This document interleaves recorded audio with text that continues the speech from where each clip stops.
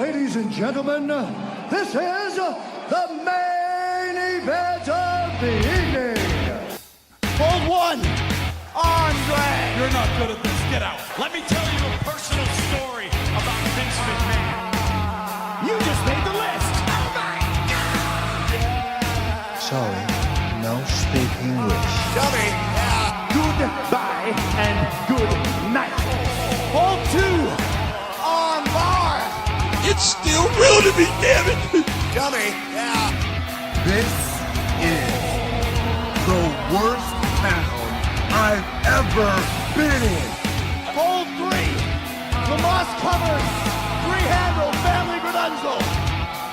Mamma mia! And now, Unchained.media presents the B Plus Podcast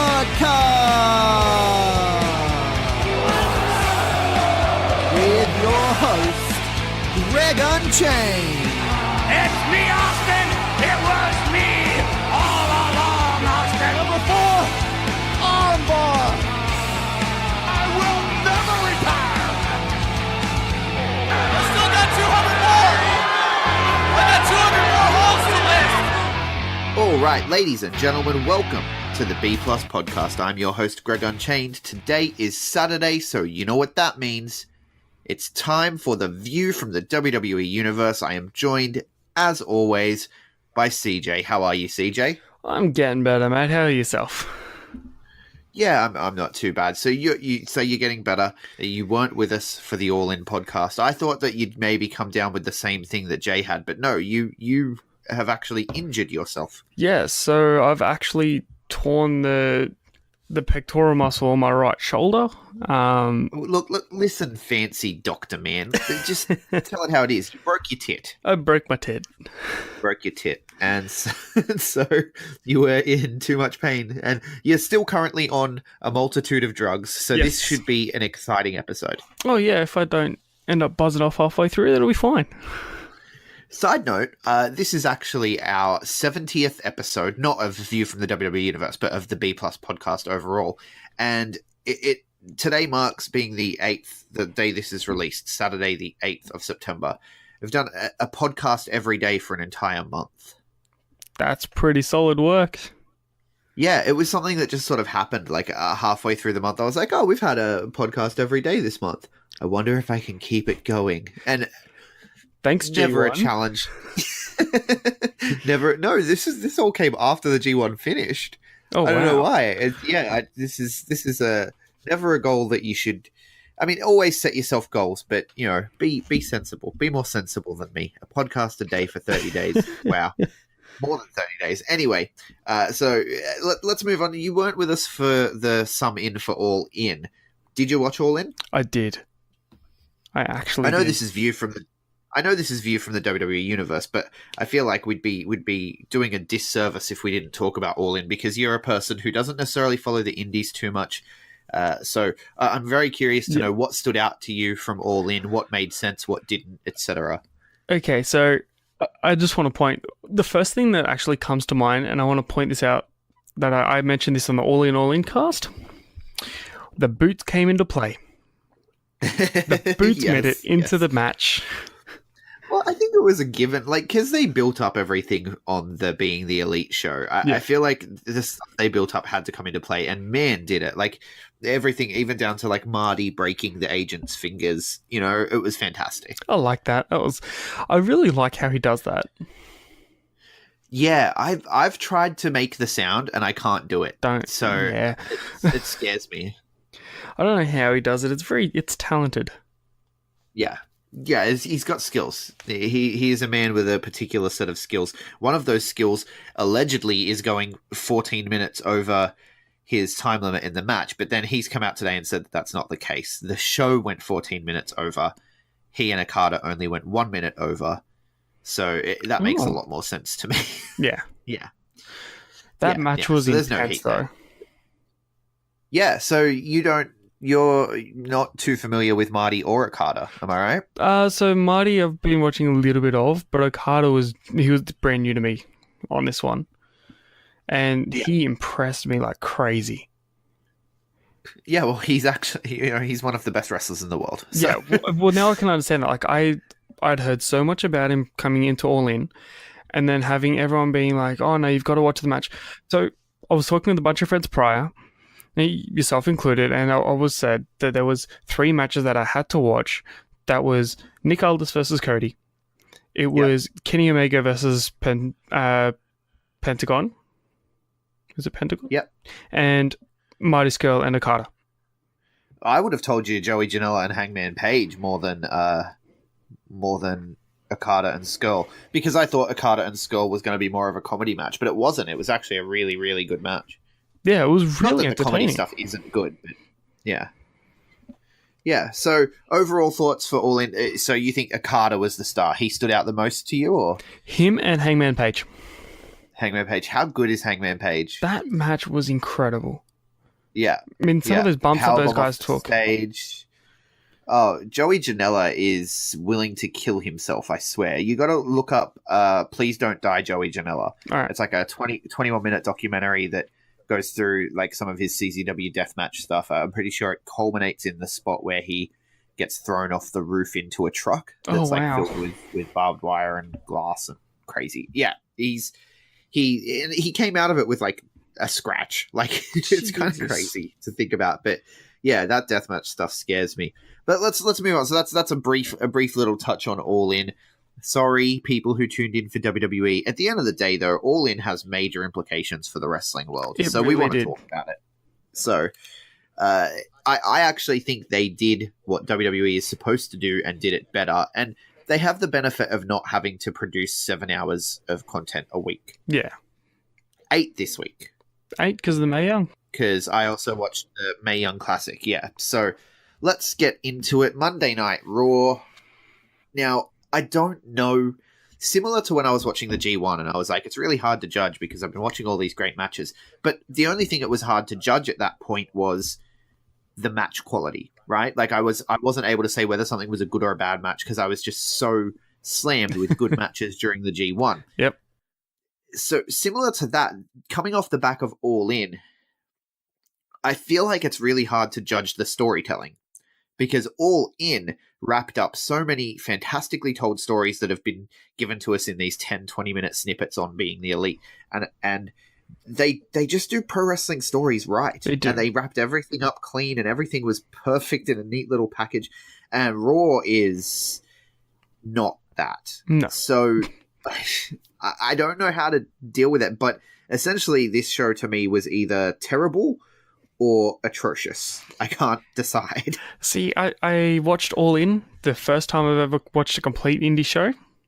Yeah. And honestly, it kicked WWE out of contention for top professional wrestling show this week, like by an insane amount. Yeah. Yeah, and look, don't think that you could just go off and watch indies now and be treated to that, because it was special for an indie as well. Yeah, it was. Yeah, but I don't know. Raw was just, I couldn't find. I think I found one segment that I enjoyed, which was the Elias, Alexa Bliss, and Ronda Rousey and Natty section of Raw, where Elias did his concert and then Alexa Bliss comes out and she sort of pretends she's about. I love when she does this. She pretends she's going to be face. She's going to stand up for Ohio because she's from Ohio, and she's like, OH, and the whole crowd's like, IO, and then she calls them all sheep because they're so easy to get to do things, and how she's not a sheep anymore because she left. I love Alexa Bliss so much. Yeah, her in-ring ability and her mic skills honestly prove that she is actually the goddess of Monday Night Raw. Yeah. Look, we've only scratched the surface of what she can do in ring too, because her moveset back when she was in NXT, when she had the whole glitter bomb gimmick, was way more impressive than what she does now. So, when she decides to have when the company decide to give her a face run eventually, we're going to see just what she can do in the ring, and I think it's going to be it's going to open some eyes. That's exactly right. But that was the only segment on Raw that I really enjoyed, I think. See, one thing that I really enjoyed, actually, there's a couple of things I want to touch on from Raw, mainly. Yep. Yeah. The first thing is I enjoyed the classic Shield entrance coming through the crowd when the show opened. I really enjoyed that. Okay, yeah. But yeah. I- No, it did. It started like this is going to be good. Yeah. Yeah. But I just want to touch on the whole Shield segment for the entire night. All right, let's Because- do it. What the hell was that? Yeah. Like, it took 3 waves of superstars to split them apart the first time. I get that. The entire locker room. Yeah. And then it cuts backstage and they're getting arrested and Corbin's yelling at someone for some reason and the locker room's yelling at each other and skip 3 hours ahead and all of a sudden all the heel people are beating the hell out of Shield. Where's the rest of the locker room to help stop that? Well, let's just go back to they're getting arrested. It didn't look like anyone was being put in handcuffs. They're just being put into the back of this van. No, I That's think Seth was not in how people handcuffs. get arrested. I think Seth was in cuffs. Well, I don't know.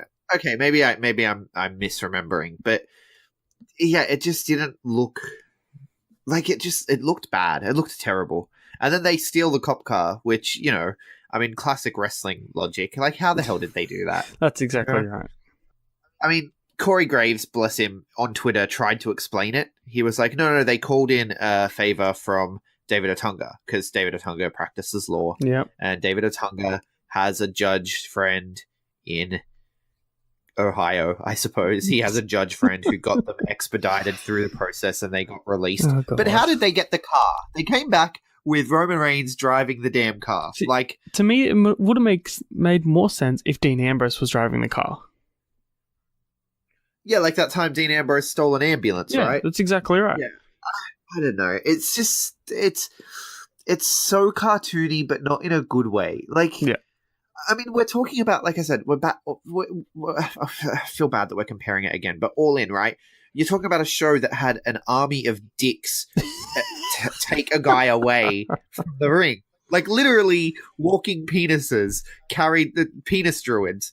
Carried a person away from the ring in a sacrifice style situation, That was and so we're funny. sitting here being like, them stealing a cop car just seems too cartoony. But it's all about the presentation, right? Like, It is. it seemed hokey and terrible. Yeah. But yeah, like you said, then all the heels are out and they're all beating up the Shield, and the faces don't come out to stop it or pull them apart again. I have no explanation. There is zero explanation. And not only that, but did you see who led the charge at the end of the show? Kevin frickin' Owens. Kevin Owens. Now, we'll get to his return in a moment, but he returned earlier in the show, but he leads the charge at the end of the show to help Braun Strowman, a man who bullied him relentlessly for the past however many months. Yeah, that's exactly right. A man who threw him off the top of the cage, a man who almost ruined his career, but he runs out to help this guy? Why? Because Baron Corbin said so? You think Kevin Owens respects Baron Corbin? But what the hell? It makes zero sense. It makes Yeah. zero sense. There's absolutely no storytelling in this part, and when they've got all of these superstars out there beating down Shield, it made no sense to A, have Kevin Owens in there. B, Yeah. it had no sense to have Drew Gulak in there. I'm sure Gulak was in there at one stage. Yeah, Drew Gulak was there, and Authors of Pain, who now are managed by Drake Maverick. And Drake Maverick is the guy who doesn't want his main events interfered with. He's Yeah. all about straight in-ring action, and then all of a sudden, this team that he manages are out there beating the hell out of... none of it made sense. There's literally nothing about this No, I that had you no can idea. make top the bottoms of. It literally, the only way you can look at this and be like, oh, this makes sense is, well, we need the Shield to look strong. It needs to take everyone to beat them up. It's Yeah. stupid. I can see them It's using completely it. stupid. I can see them using it as the build to Survivor Series. That's the only way this build could work. No, I still couldn't see it. Not the way they did it with Kevin Owens leading the charge and everyone, including, Drake Maverick's new boys and bloody Drew Gulak being Yeah, out true. there. It doesn't make sense. It's so odd. But yeah, Kevin Owens returned. So last week we talked about all the intriguing possibilities because he's quit. Could he be doing this? Could they be doing that? No. He's back Wasn't even to gone a attack week. Bobby Lashley for some reason. He wasn't even gone Like- a week. Like, at least give him a couple of weeks off. and have him come back in a spot that's exciting. Like, he just attacked Bobby Lashley. No one cares. Nah. No one cares about Bobby Lashley, and they're giving us zero reason to care about Kevin Owens. And the thing is, us fans, we all want to care about Kevin Owens because we know how good he is in the ring. We know how good he is on the mic. We know how good he is at putting together stories. And so we want to care about Kevin Owens. Like, his whole stuff about being a family man, he was ready to be a big baby face. Yeah. But I don't know. Yeah, Kevin Owens. I don't know. There's no words. That bit just confuses me. Moving on, we had the return of the Bella Twins. Right, and Bree's failed suicide dive attempt, which Twice. She wasn't content with just failing at it once. She had to fail at it a second time. Look, these things happen though. Like, I'm not too concerned with that. Like, she seemed like they recovered and she landed safely and what have you. But yeah, don't do moves that you can't do, I guess. Well, the thing is she can do that. She's done it previously. But I think what it is as I think it was Corey Graves mentioned, she has ring rust. That's all it is. Yeah. But, So get God, the it was ring and work it frustrating. out. But I mean, like, this is something I don't understand. Like, if I'm Daniel Bryan and Brie Bella, I have a ring in my garage. Yeah. You know? That's exactly right. Why aren't you guys training? Yeah, I don't know. It just seems weird to me because, like, I'm pretty sure they live on, like, a property too, right? Yeah, like, they do. I'm sure he has a shed out the back that he could turn into a workout shed. Like, I don't know.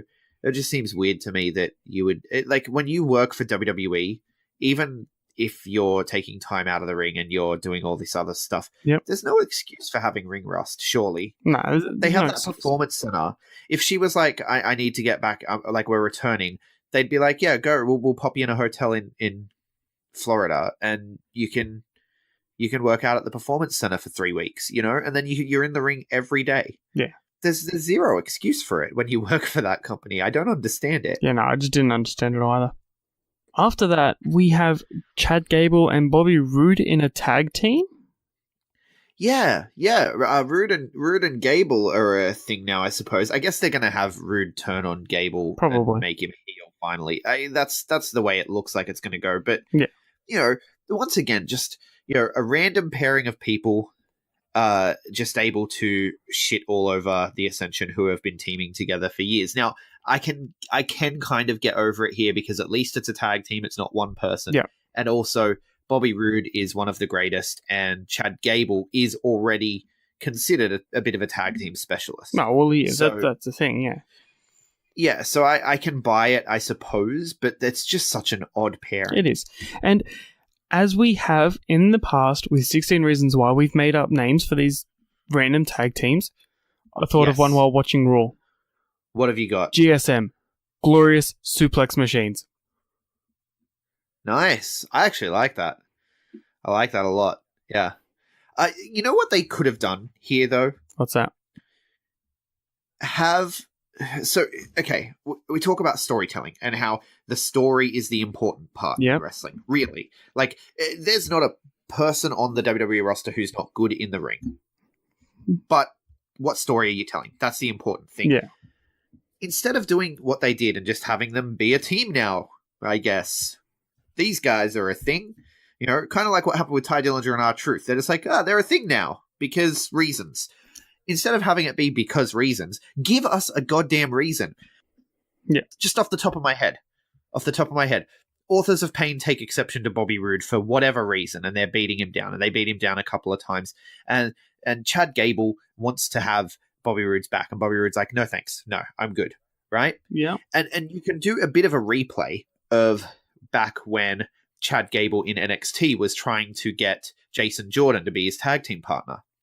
And he'd show up and he'd be like, come on, I'm ready, willing, and Gable. And he'd have the towel there. I'm not saying use the same catchphrase or anything, but I'm saying have him try to entice Bobby Roode into being a team with him again, because he's like, I got nothing to do, but I'm really good at this tag team stuff. I can help you with your problem that you have. You know, pick me. Do that kind of thing. And then all of a sudden, hey, we have a reason to care about these guys as a team. You know, just having them be a team because reasons is not good enough. Just didn't work. No, because they're such an odd team, you need to have Because Jason Jordan and Chad Gable were an odd team at first too. Yeah, but they worked. They came out really well. Yeah, and it happened because of the story they told. Yeah. Of the one guy being reluctant and the other guy being like, no, come on, let's do it. And then they won. And then the reluctant guy was like, well, I wasn't winning before and now I am winning, so I'll give this a chance. And then before you know it, they're best friends, they're dressing alike, they're a team. Yeah. Which I hope they don't start dressing alike, but... Oh, come on. Chad Gable coming out in a robe, and I think that's the where it's going to go, is Chad Gable's going to sort of try to be Bobby Roode a little too much, and Bobby Roode's going to be like, no, there is only one Bobby Roode. Probably, yeah, I can see that being the way it's going to go. Yeah, I am the glorious one. Yeah. Not the glorious two. Yeah. I think that's where it's going. Let's talk about the elephant in the room. We know I like to rant about the tag division on Raw and how terrible it is. And we were just talking about Gable and Roode, and they're going over the Ascension and how I can kind of accept that.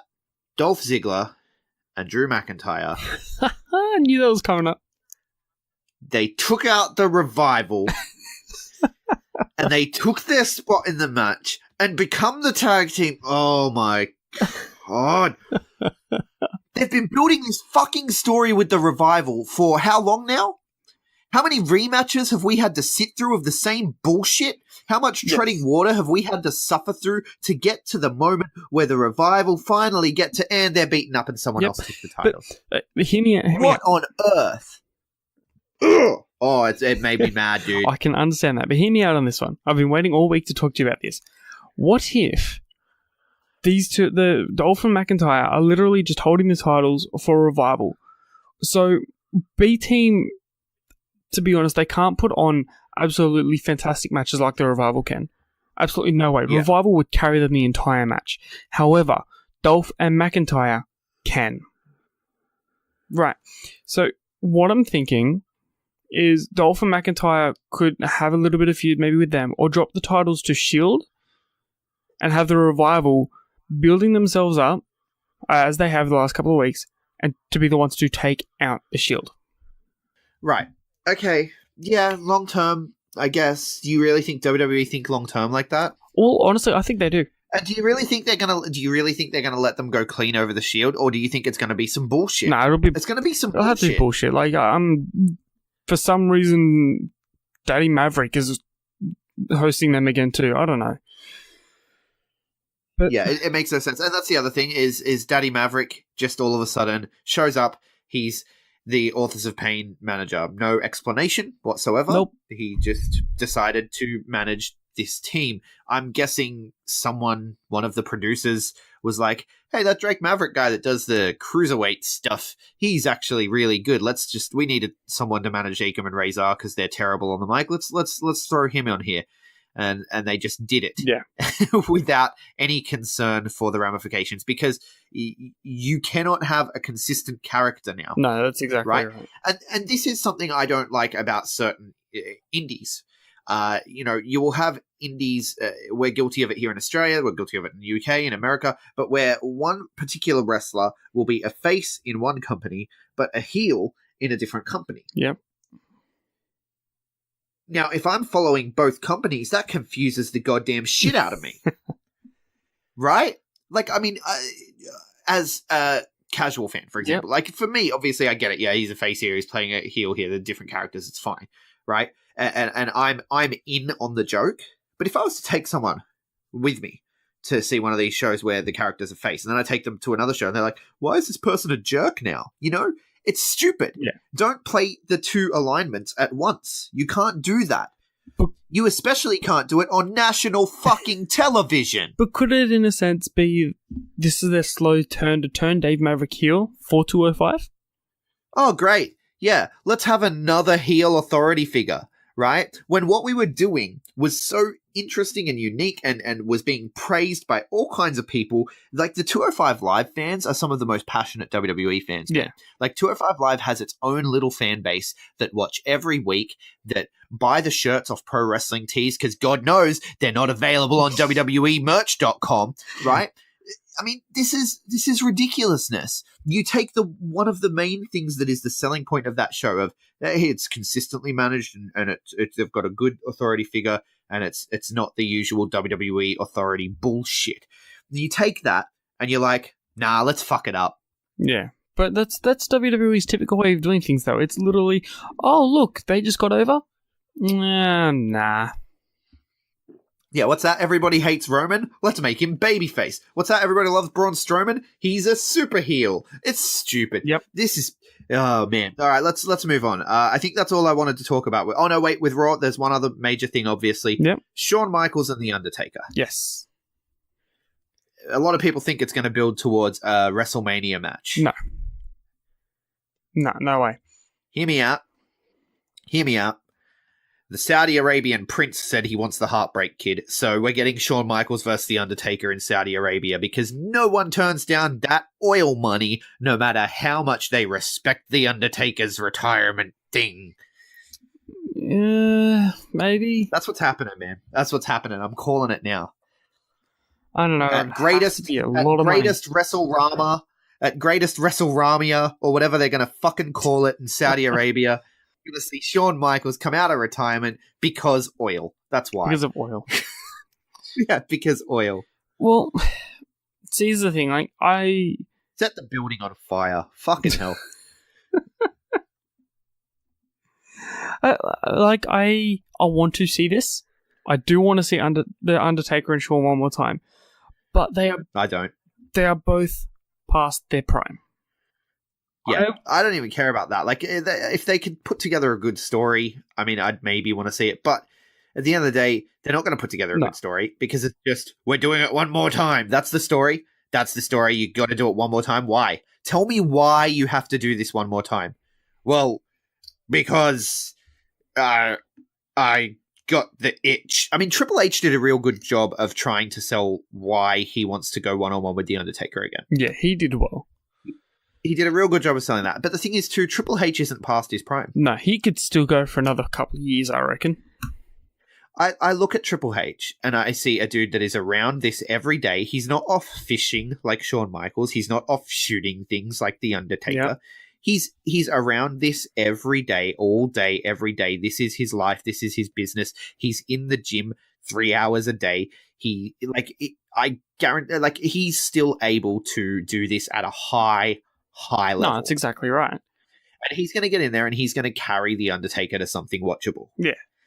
Shawn Michaels is not going to be able to do that. I'm sorry. Shawn Michaels is one of the best of all time, if not the best of all time. But if you ask me if Shawn Michaels now, after 10 years out of the game, can still carry The Undertaker in his state to something watchable, I don't think he can. No.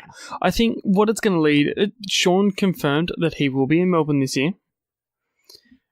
Well, yeah, he's going to special guest referee. I think they've actually announced it now. So I think him being ref is going to cost The Undertaker the loss.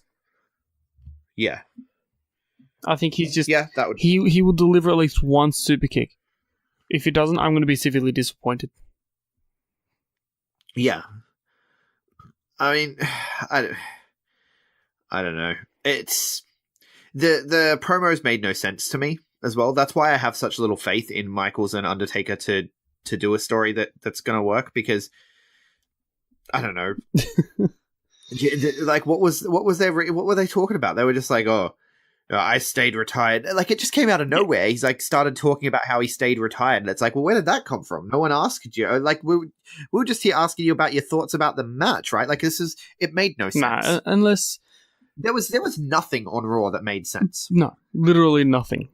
Except for maybe the Except for no, well, the Elias and Alexa Bliss into that match with Mickie James and Natalya and Ronda. That whole segment was the only thing on Raw that was booked logically. Yeah, pretty much. Everything else was trash. Absolute trash. Throw it in the bin. Skip Monday Night Raw this week and watch All In if you can. If not, watch literally paint dry would be more exciting and consistent than this week's Monday Night Raw. Moving on, SmackDown. Slightly better. Slightly better. Still was not a great episode of SmackDown. No. The Daniel Bryan and Brie the Daniel Bryan, Brie, Miz, Maurice stuff was gold. Oh, that's always gold. Anytime those four are in a ring at the moment, it's going to be gold. Or anything that Miz touches is just gold. Yeah, I'm seeing a lot of people who think that this is crap and they're not enjoying it. And I'm like, I don't know why. I mean, different strokes for different folks, I suppose. And that's fine. If you're not enjoying this feud, power to you, I suppose. I think it's really fun. The whole Miz and Maurice calling them out before the show even starts because they're like, we don't want to wait.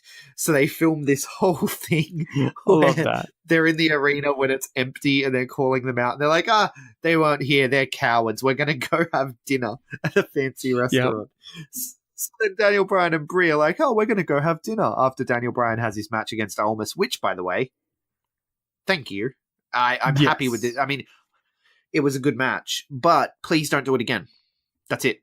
Yeah, no. Done. I think they should keep it at that. Done it twice in a row. That's it. Don't do it again. No, that's exactly right. I'm going to start calling WWE Rematch City. It seems like it. But I just want to point out, Almas will be a future star for sure. I'm calling by next WrestleMania, he's at least United States champion.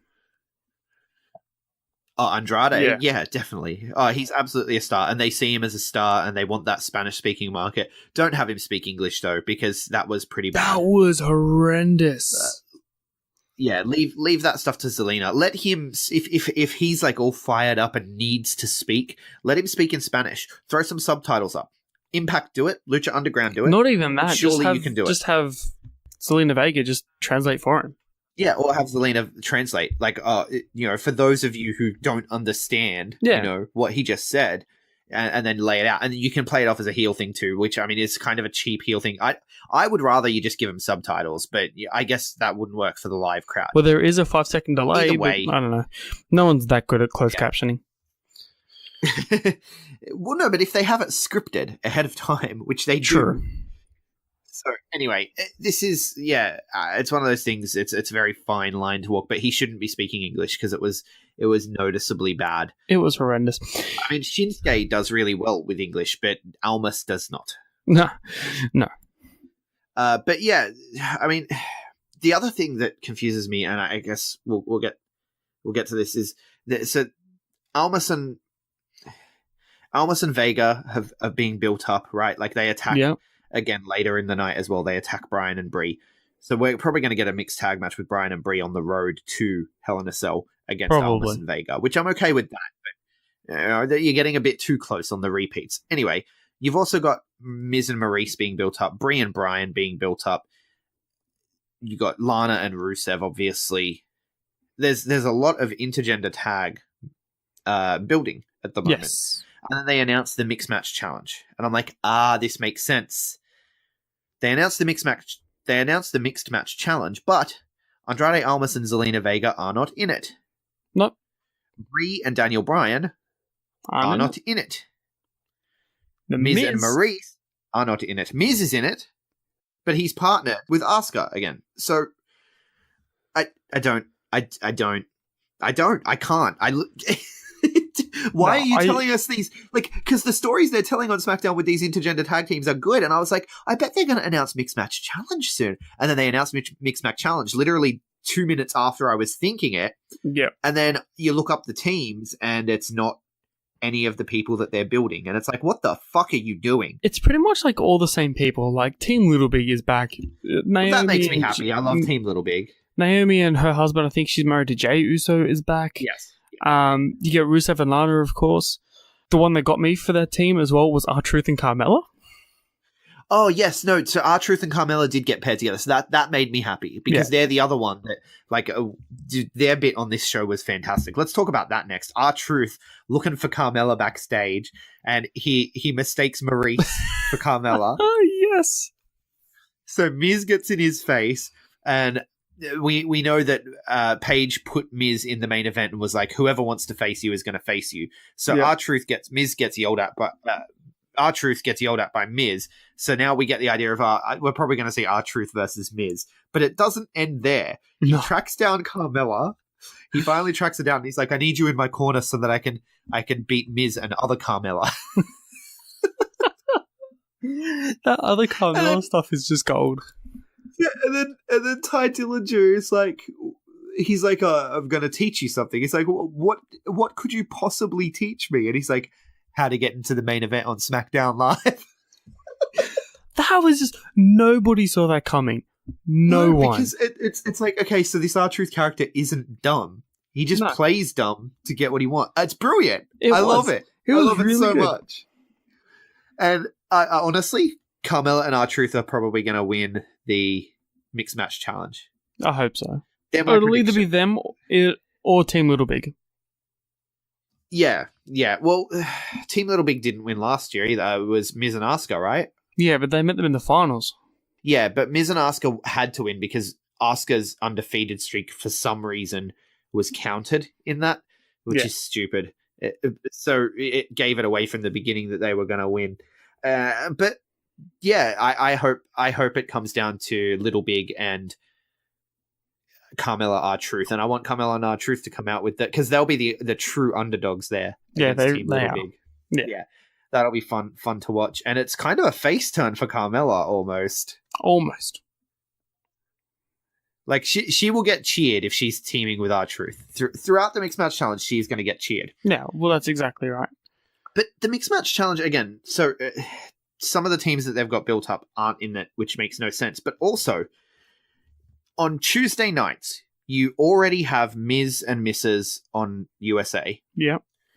You have 205 Live on the network. And at the same exact time, you're going to be airing Mixed Match Challenge on Facebook Watch. Why are you running 3 shows in opposition to each other? Yeah, I don't understand this either, but I think it just comes down to the fact that they ran out of time to do it elsewhere. I don't get it. Like, WWE have this weird content strategy where they're like, we need to create as much content as possible. Yeah. Content.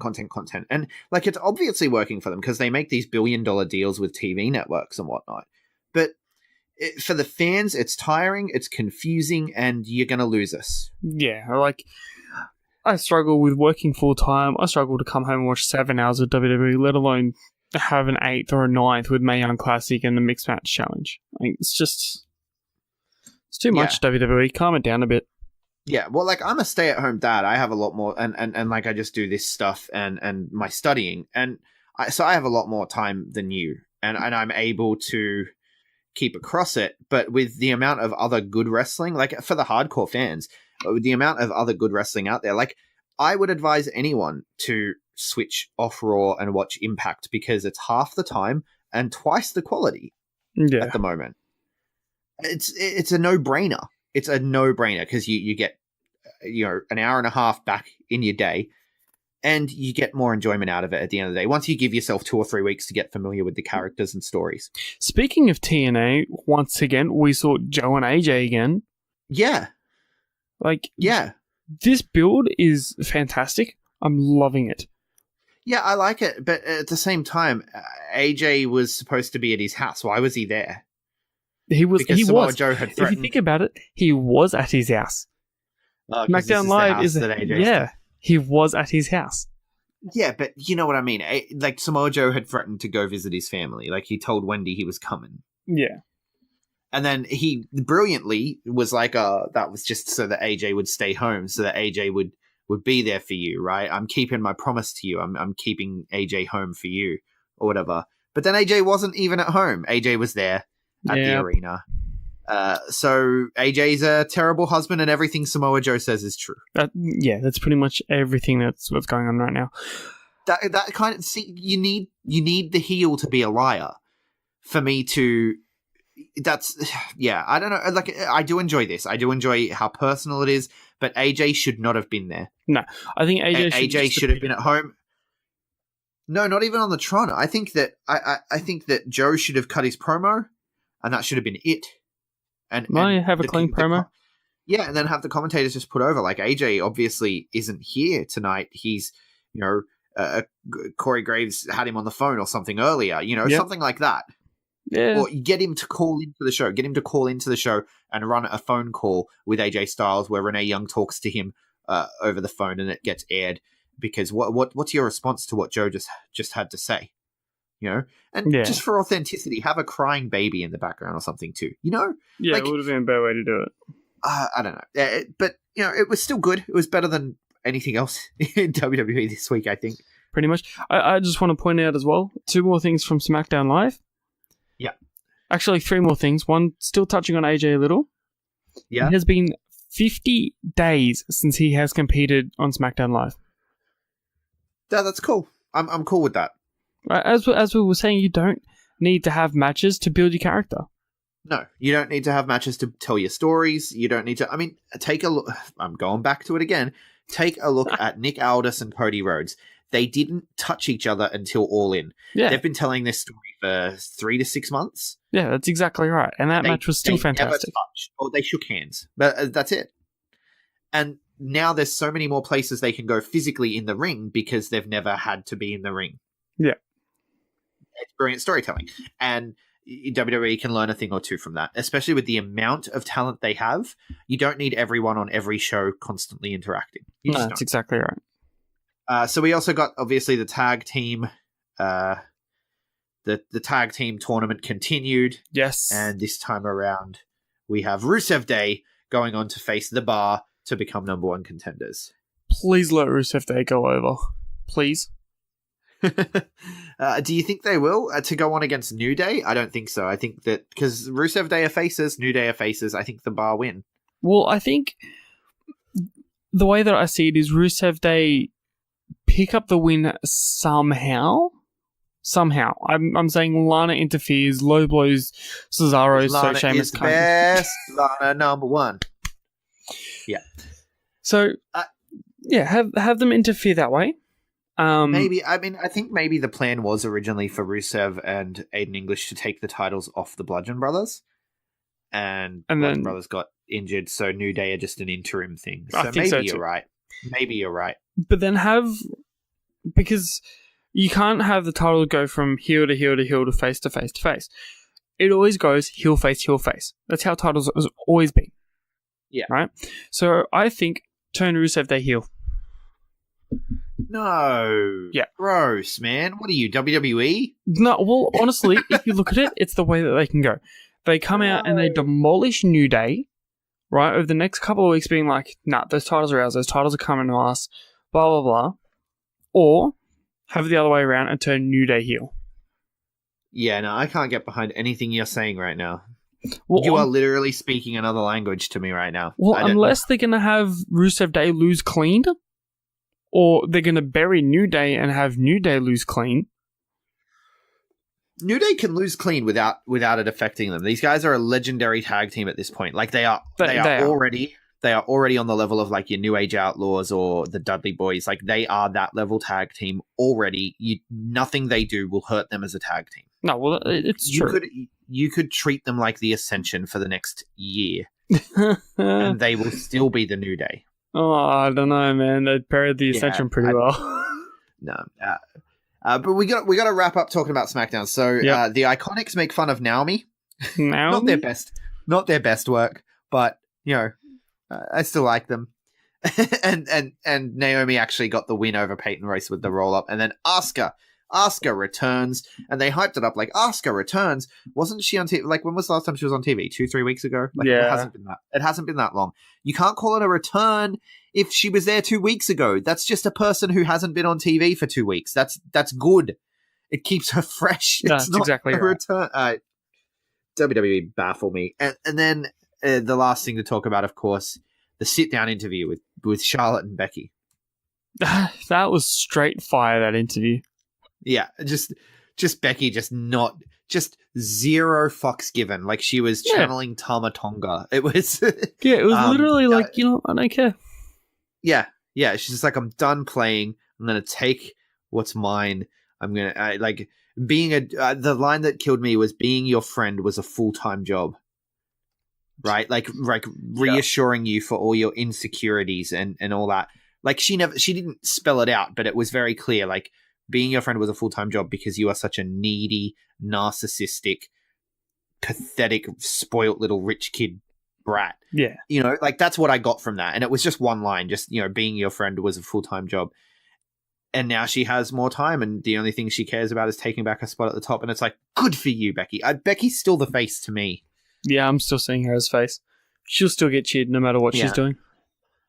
Yeah, so I take it back. That was probably the best thing about WWE this week. Yeah. If I had to give a moment of the week to a non-match, it was going to be that. Now let's move on and take a look at the better stuff from WWE. Everything that's not run by Vince. The minor leagues. The WWE Indies. That's why they put it. Yeah, 205 Live. Drake Maverick's just Drake Maverick again. They touched on it a little bit. Here's how I think it went down. I think that Vince was like, you can be their manager, just backstage, just pulled him out of catering, was like, put on the tactical gear, which let's talk about that too. He looks so ridiculous in the tactical gear. This man looks dapper as fuck on 205 Live. And then you put him in that tactical gear where he looks like a freaking weedy little nerd. Yeah, I couldn't understand that. I'm like, that suit looks about 6 times too big for you, bro. It's like he walked backstage, picked up like Roman Reigns' tactical gear, threw it on because he couldn't find his. That's what I mean. I feel like Vince made an executive decision last minute to throw this guy out there as their new manager because they need someone that can talk for them. Yeah. And he picked Drake Maverick, and then on Tuesday night they were left to sort of explain what was going on. And all they could come up with was when... Who was it that came up to him? It was Mustafa Ali. Yeah, when Mustafa Ali came up to him and made a joke about, I was hoping you'd be wearing your tactical vest. And he said, what I do on Monday night is none of your concern. And that's all. That's all they could come up with. To be honest, it's a good way of doing it. Keeps the mystery alive. If you can call it a mystery. But once again, it's just like the mystery of why was Randy Orton attacking Jeff Hardy. If it's a mystery to the writers as well, you're not keeping the mystery alive. You're treading water and wasting time. Like they have been doing with the tag team division. But anyway. Yeah. So 205 Live was... okay, this week wasn't the best, and I think that comes down to them straying from the formula. Yeah, they had an impromptu main event, which I didn't like. I didn't like this happening. I didn't believe. Like, what am I supposed to believe? Drake Maverick was just so busy with his Monday night duties that he forgot to book a main event. Like, what? Come on. Nah, I reckon there would have been the like most show for months, and then this happens. So Grand Metalik has a match with Tony Nese, and. It was decent. Yeah, it was a good match. It went for a good 12, 15 minutes. Yeah. And, so Grand Metalik picks up the win, carrying forward the Lucha House Party or Loser House Party versus 16 Reasons Why feud. I wonder when this is going to end because, it doesn't feel like they're wasting time yet, but it's getting dangerously close to that territory. It's getting close, but what I think will happen, where I see it coming, right, is have 16 Reasons Why still carry on together, still train together, wrestle together, have Buddy Murphy win the Cruiserweight Championship in Melbourne. Yeah. They return back to the States. Murphy's a champion. They tag for the last time, in quotations, 16 Reasons Why against the Loser House Party. Yep. And then have Nese turn on Buddy Murphy being like, you have what I want, or vice versa. Buddy turns on Nese being like, I don't need you anymore. Okay, good idea. I dig it. Counter proposal. Yeah. 16 Reasons Why become 24 Reasons Why. Sean Maluda. Sean Maluda joins 16 Reasons Why, the fastest rising star in the company, and he helps them overcome the Lucha House Party, and then Buddy Murphy wins the title. They can then keep their little tag thing going with they can be the 16 Reasons Why, and then Buddy Murphy's the champ, and maybe Sean Maluda turns. Wow. Sean Maluda turns because he is the fastest rising star in WWE. Maybe. It's got to be Sean Maluda, man. 24 Reasons Why. Yeah, all right. Well, does Sean Maluda have an 8-pack? I don't think he does. I don't think he does. 20 Reasons Why. Yeah. Yeah. That's the way to do it. Yeah, that's my... I think we both have some solid ideas. I don't think that, any one is better than the other. Nah. I think they're pretty even, and people need to start making bets. Yeah, we both pitch it, and it's out there now in the universe, and we'll see what happens. Yeah. So, Mustafa Ali with his Hideo Itami stuff. Which is starting to bore me. yeah, well, basically it was what we talked about. Like, did he ask for permission or didn't he? No, he didn't. And Drake Maverick is like, you're not allowed to do things unless I say so because I'm Daddy Maverick. Pretty much. And it's like, I'd buy you so much more as a Daddy Maverick if you weren't wearing tactical gear, looking like a Make-A-Wish kid on Monday Night Raw. It seriously killed him for me. Yeah, I'm right with you there. Like, it ruined it. At least in the suit, I can think maybe his arms are nice, you know? I think they should have kept him in the suit. They should have. Yeah. I mean, he's the manager. Why the would he be in the gear? That's exactly right. Paul Ellering didn't come out wearing a tactical vest when he was their manager. Also, Paul... He wore a suit. That's true, but Paul Ellering is that big that I don't think he'd fit a tactical vest. Yeah, it's so ridiculous. Okay, Noam Dar beats a jobber. Yep. Leo Rush comes out for commentary. This was nice. He took exception to Wale being on commentary the week before when it should have been Leo Rush time. You know, why did they bring him out to watch Noam Dar? You don't bring a guest here to watch Noam Dar. Yep. You bring him to watch the 23-year-old piece of gold. Like, everyone tunes into 205 to watch the 23-year-old piece of gold. I certainly do. No, So, well, yeah, that's what's actually keeping me there at the moment because the rest of it is garbage to me. no, come on. So it looks like Leo Rush is going to destroy Noam Dar in a brief little feud. Yep. And then we're going to see Leo Rush take the title off Buddy Murphy ultimately. Please. After Buddy Murphy has his little run. Yeah. So then we get TJP versus Cedric Alexander in impromptu action after Cedric Alexander calls out Gulak, but Gulak doesn't come out. And then, of course, Gulak comes out after Cedric Alexander has defeated TJP in a decent match. It wasn't too long, but it was decent. And Gulak comes out and tries to accept then. And Cedric's like, all right, let's go. But Jack Gallagher jumps in from behind. And then Gulak locks in the Gulak. Daddy Maverick chases him off. And he felt like a daddy again here. But it wasn't the best episode of 205 Live. No, I think they need to have Drake Maverick either be a full-time manager of Authors of Pain or have him stay with 205 and just get rid of him off Monday Night Raw. Yeah, the only way they can salvage it, like, there's two ways, right? You can salvage it by having his managerial duties affect his performance. Like, he's just, like, you know, he forgets to book main events like he did tonight. Yep. These sorts of things. And so, you know, Drew Gulak or someone takes over, you know? Something like that could work. Or you could have him just never, ever, ever show up on Monday Night Raw with the Authors of Pain again. And we could never mention it. And we could just pretend it never happened. And it can be one of those weird things where we look back on it, we're like, what were they doing there? Don't ask. We don't want to know. Yeah. It never happened. Okay, fantasy booking moment? Shockmaster territory. Oh, wow. Just put it away. Put it in the back for really bad list shows in the future. Yeah. But just let's go fantasy booking moment at the moment. Right. Yeah. What if the reason that he's starting to manage Authors of Pain is because he reckons that someone is after him on 205. So he's hired Authors of Pain as bodyguards. In return, he gets them the tag team titles. Right, so crossed my mind. That actually did cross my mind that he's got them as like his insurance policy to keep control of 205 Live. But for that to work, they need to be there as bodyguards all the time. Yeah. So, you know, they have to work an extra night, and I don't see it happening. But, you know, we'll see where it goes. Moving on to the best show of the week this week. Well, the best show that we both watched because you haven't watched Mae Young Classic, but NXT. Cassius Ohno kicks off the show, defeating Kona Reeves in a quick little match, then cuts a promo. Just like we said, he's calling out these flavor of the month guys. Oh, you fans only care about a new guy comes in and then the new guy goes, but I'm still here. So he's basically let it be known that when the next person comes in, he's going to be there ready to knock them to the back of the line.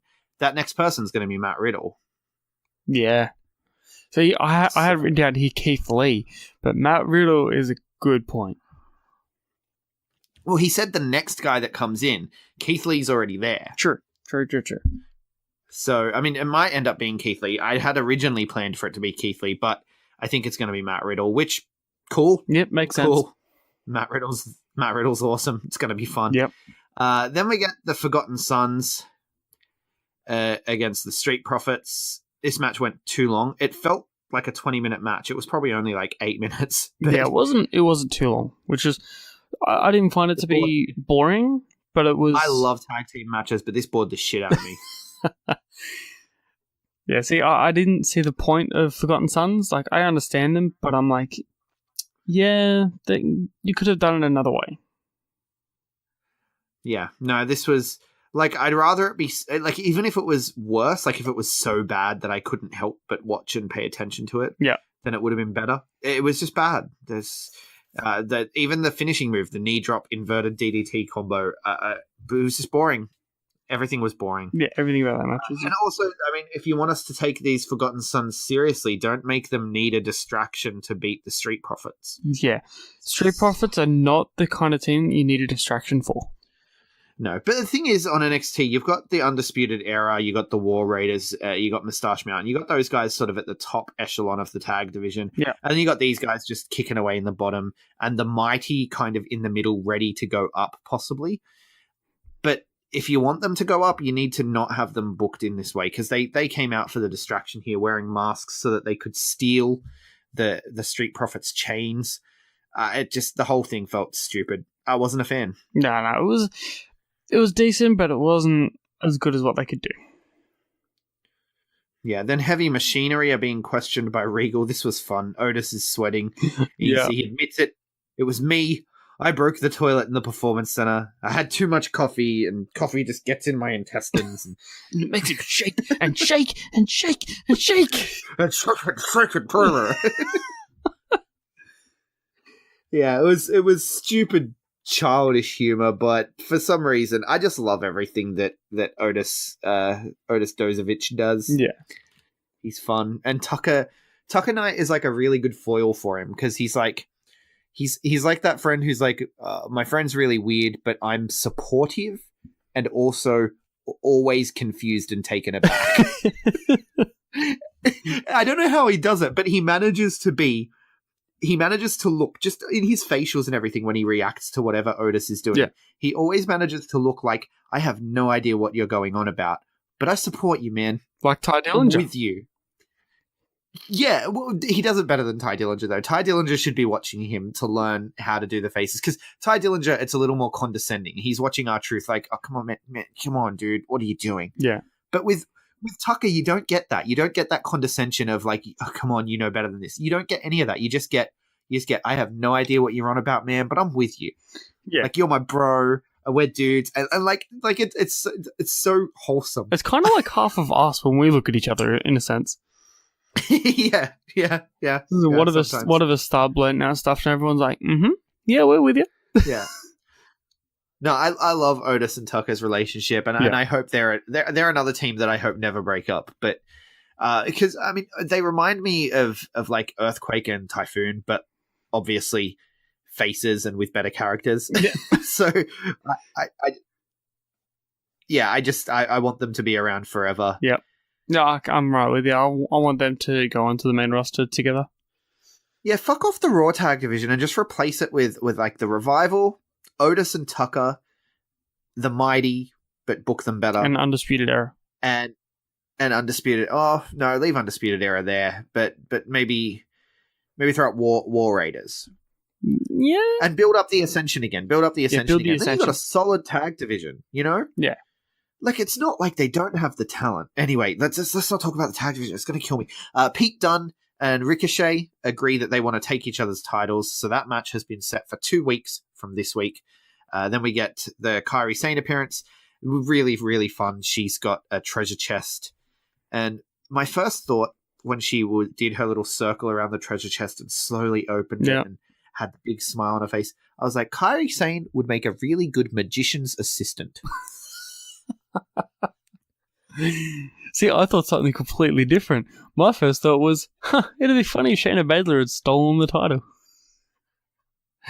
No, well, yeah, she could have made the title disappear, and then Shayna Baszler can be the magician. No, it was her stage mannerisms. You know, they're impeccable. Yeah, she could tell the story just with the look on her face. To be honest, and just the music, the do do do do do do do. It was perfect. Everything was perfect.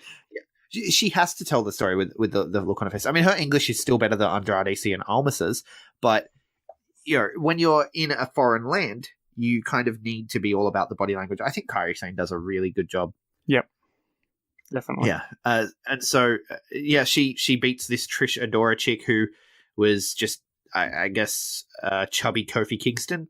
Oh. And then Shayna comes out, pushes the treasure chest over like a bully and tells Kairi to enjoy it while she can. And then she attacks her, but Kairi Sane fights her off. Yes. Attica. Yeah. Yeah. It was really good. It was good to see the babyface actually go over on top on a coward attack, if that makes sense. Yeah. Yeah. Get the upper hand. Yeah, that's exactly right. And Shayna Baszler, because of her character, because it's not a coward attack, it's like a calculating attack. Like she's trying to get the power up over Kairi. Yeah. But she can't. She can't figure it out. So you could see her as she's retreating. She wasn't retreating like, damn, I got beat. She was retreating like, what else could I try? Yeah. Like she's already back to the drawing board, ready to go. I love the Shayna Baszler character, man. It's going from strength to strength, and I'm not looking forward to her retirement. Retirement? Why are we talking about retirement? Oh, that's what we call it when she goes to Raw. Okay, yeah, good point. If she goes to SmackDown, there's hope. But if she goes to Raw, which she will, because she'll be with Ronda. Yeah, I'm not looking forward to her retirement. Although Ronda's been booked fairly well, so maybe there might be hope. Then Ciampa gives another promo about not having a number one contender. He says something really confusing here. Now that Johnny is gone and Aleister Black is gone, I'm like, Johnny's in the main event, bro. Yeah, but he's gone from being in the title contendership. That's what he means. Okay, yeah. It still confused me. And he says he's sick of hearing fans' opinions and stuff, so that's why he's not on TV. He's like, I don't need to hear y'all chant your bullshit. Yeah, which is really well done. Yeah, I enjoyed it. Then Lars Sullivan tells us that he's medically cleared and that he was looking for Aleister Black that night, but by the time he found him, he was already down, and Undisputed Era were driving away. Regal tells him, well, since you're cleared, you can have a match next week against Raul Mendoza. Raul? Which, I mean, he just destroyed this dude, so... Yeah. Well, I don't understand why you want a match against a guy who just absolutely obliterated you, but you know. And so this show was really a one-match show. Velveteen Dream versus Johnny Gargano went for a good 20 minutes. Wow, that was a good match. It was a good match. It started out a bit slow, I thought, but it really picked up towards the end there. And then all the stuff with Johnny sort of, wanting to do the hanging DDT, then wanting to do it off to the floor, and and he was like fighting with himself because he doesn't want to be like Ciampa, and then he's going to expose the knee. And then Velveteen Dream baits him into it. I love that. Calling him Johnny Failure. Oh, I love that. And so he does it, but it doesn't work because Velveteen Dream was wanting it and sort of used it as the opportunity to pick that rolling DVD, which I love that move. Yes. That rolling DVD is one of the most beautiful moves in wrestling. And he wins in a takeover worthy match. I'd say it was takeover worthy. I'd say it'd be takeover or pre-show worthy. Well, see, here's the thing about Velveteen Dream. When I see Velveteen Dream in the ring, I instantly think takeover, and that's because of how well he's been built and how he doesn't wrestle on NXT TV often. Yeah. And it's going to be the same come Hell in a Cell to see AJ Styles in the ring and have the bell ringing, right? Because he hasn't wrestled a match in, like you said, 2 months. His last match was on pay-per-view. Yeah. So I look at him and I think, Mr. Pay-per-view. Yeah. This is what he is. That's exactly right. Pay-per-views. And Velveteen Dream, he doesn't do anything but takeovers. And if he has to do a TV, he's going to make sure that match is in contention for takeover-worthy match. Yeah. Brilliant. And it was so good. So good. And then the crowd turned on Johnny too, which was nice. That was funny as hell. But my question to you, man, is where can you see Johnny Gargano going from here? Well, he has to have that redemption. Like I said, I told you about the Joseph Campbell story arc, going into the underworld, facing your demons, all of that. Yeah, he has to dispel this dark version of himself. He's still in that battle. He's only in the early stages of that battle against his darker self. So I think, it's a tough one. I guess you have to see him go full dark and have it work, and then for him to come back from that. Problem is though, is he can't go full dark. Like he just can't do it. No, well, he can, because now he in this match he had that battle with the dark side, and he ultimately gave in. He exposed the knee, and that's why the crowd turned on him, because he promised he wouldn't do it again, and he broke that promise. So he is officially a liar now. He is officially a liar and a cheat. He is a heel. Yeah. In terms of the logic of the show. So the crowd turning on him made sense, and them calling him Johnny Failure, and them singing na na na na na na na hey hey goodbye. As he was walking away, I think he sold it incorrectly. I think that maybe they didn't expect that reaction. I'm not sure. But he was selling it like he was still battling. He shouldn't have been selling it like he was still battling. Them singing Johnny Failure to him, that should have pushed him further. It should have.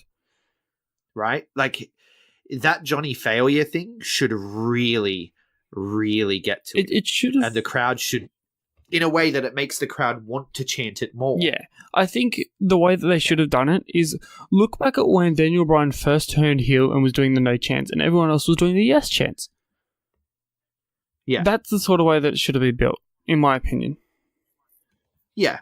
So, but I do think that that's where it's going. He is Johnny Failure now. He's going to wear that for a while, and he's going to get pushed deeper because of it. Because he has to go deeper to overcome it. You have to go into the underworld before you can emerge into the light, a new man. Sure. So, I guess that was NXT. This was a low week for WWE. NXT was the highlight, but not by much. You haven't watched Mae Young Classic, so I'm just going to give a quick rundown of the results. Yep. So, the Chilean luchadora Zatara took on Tegan Nox, and Tegan Nox wins and advances. Rhea Ripley versus MJ Jenkins. Rhea Ripley advances. Really good match. Vanessa Craven and Lacey Lane. Lacey Lane advances. This one is... Actually, no. The Meiko Satomura match was probably the match of the night. I would highly recommend people watch at least the last two matches on this one. Rhea Ripley versus MJ Jenkins was a good match, but it was a bit slower, a bit more methodical. Not the kind of match that, it was perfect for where it was on the show after the match with the Luchadors and Tegan Nox, but it's not really a match that you would recommend, if that makes sense.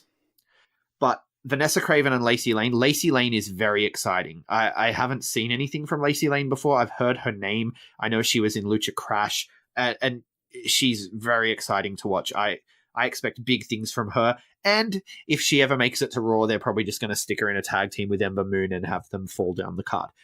But this match was very fun. And then Meiko Satomura defeated Killer Kelly in the main event. Clear match of the night. Meiko Satomura is a legend for a reason. This was my WWE match of the week, was Meiko Satomura versus Killer Kelly in the Mae Young Classic Episode 1 main event. Okay.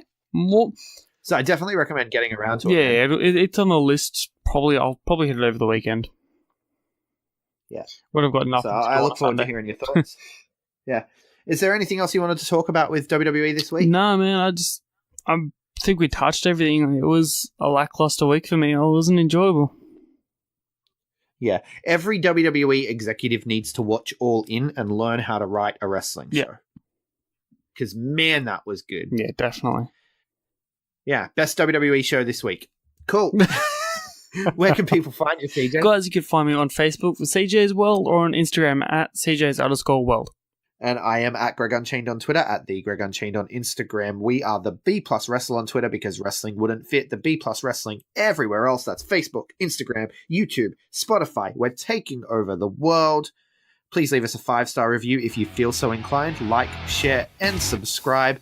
Thank you so much for listening. Hold one. Arm drag. You're not doing this. Get out. Let me tell you a personal story about Vince McMahon. You just made the list. So, no speak English. Dummy. Goodbye and good night. Hold two. Arm bar. This is the worst town I've ever been in. It's still real to me, damn it! Dummy. Hold three. The moss covered.